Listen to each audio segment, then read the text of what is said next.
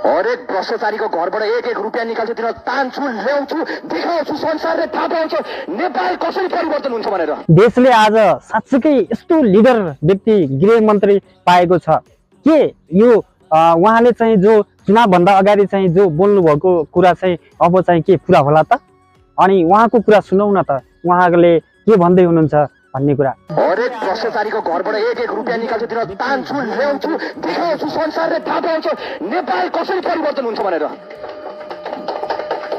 कसैले नछोड्ने, कसैले नछोड्ने, बुढो भए पनि नछोड्ने। म कसैलाई छोड्दैन। यो तपाईँहरूको मिडिया मार्फत म भन्न चाहन्छु कि म कसैलाई छोड्दिनँ, म एकजनालाई छोड्दिनँ। म मेरो देशको कसम खान्छु, म मेरो त्यो फलन सोल्जर्सहरूका लागि कसम खान्छु, मेरो गोली खाएको भाइहरूको कसम खान्छु कि म कसैलाई छोड्दिनँ। एक छोड्दिनँ, दुई छोड्दिनँ, तीन छोड्दिनँ। मेरो देशलाई लुट्ने नेताहरू जसरी तिमीले हरेक आमालाई दुःख दिएछौ, हरेक जनतालाई दुःख दिएछौ, कसैलाई छोड्दिनँ।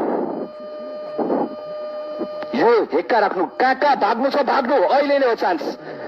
खोजेर भनी झार्छौँ हामीले, नेपाली जनताले झार्छ। अब कसैले झार्दैन। तपाईँहरू जहाँ जहाँ लुक्नुहुन्छ निकाल्छौँ हामी तपाईँहरूलाई। यति दुःख पाछ हाम्रो नेपाल आमाले, सतीले सरापेको देश भन्छ। यति राम्रो छ हाम्रो देश। हेर्नुहोस् हिमाल, पहाड, तराई। म जहिले घुम्न जान्छु, मलाई केही दुःख हुने बित्तिकै, मलाई केही गाह्रो हुने बित्तिकै जहिले घुम्न जान्छु। झरना हेर्छु कति राम्रो छ, पहाड हेर्छु कति राम्रो छ।